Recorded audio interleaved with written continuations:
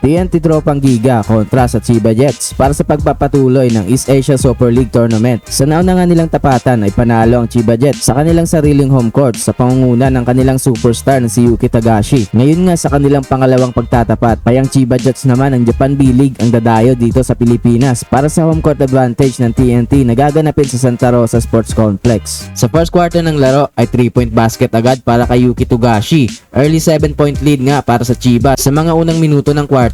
Hirap nga ang TNT na kumuha ng kanilang unang basket sa laro. With 7 minutes remaining ay dito na nakuha ng TNT ang kanilang unang field goal sa laro sa basket ni Oftana sa ilalim. Agad ngang nagparamdam si Jason Castro pagkapasok niya sa laro sa kanyang mid-range jumper. Agad niya ngang sinundan niya ng isang 3 points nga kaagad para kay Castro. Sa mga huling minuto ng quarter ay biglang nagkaroon ng run ang Chiba. Good drive naman para kay Castro kung saan panis ang import ng Chiba na si Mooney. Patapos ang quarter ay nagpalitan pa ng 3 si Williams at si Mooney. Natapos ang first quarter sa score na 23-14, 9-point lead para sa Chiba. Sa second quarter ng laro ay nakatres agad si Tungkab. Naging back and forth nga ang opensa ng dalawang kupunan sa mga unang minuto ng quarter. Bigla na ding uminit si Tagashi sa laro sa kanyang back-to-back 3-point basket. Under 3 minutes ay patuloy pa rin nga ang mainit na outside shooting ni Tagashi para bigyan ng 15-point lead ang kanyang kupunan. Sa kabila naman nga ay si Tungkab naman ang bumubuhay ng opensa ng TNT. Sa mga huling minuto ng quarter ay isang run ulit ang ginawa ng Chiba kung saan umabot na nga sa 20 points ang kalamangan nila sa TNT.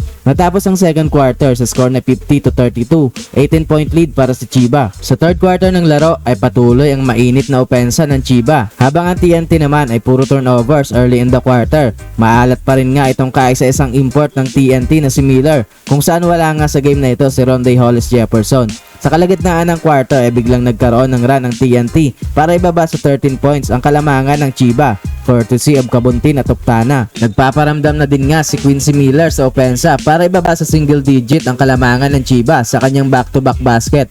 Under 3 minutes ay naibaba ng TNT sa 5 ang kalamangan ng Chiba sa isang 3 ni Miller. Palitan nga ng 3 ang dalawang kupunan sa mga huling minuto ng quarter. Natapos ang third quarter sa score na 64-56, 8-point lead para sa Chiba. Sa fourth quarter ng laro ay patuloy ang mainit na opensa ni Miller. Naging back and forth nga ang opensa ng dalawang kupunan sa mga unang minuto ng quarter. Good drive sa basket para kay Oftana para ibaba sa 6 points ang lamang ng Chiba. Unti-unti na rin niyang umiinit sa laro itong si Calvin Oftana. Sa mga huling minuto ng quarter ay naging mabagal ang opensa ng dalawang kupunan. Kaya hirap pa ding makahabol ang TNT sa Chiba. Sa huli nga ay nahirapan ng makahabol ang TNT. Panalo nga ulit ang Chiba.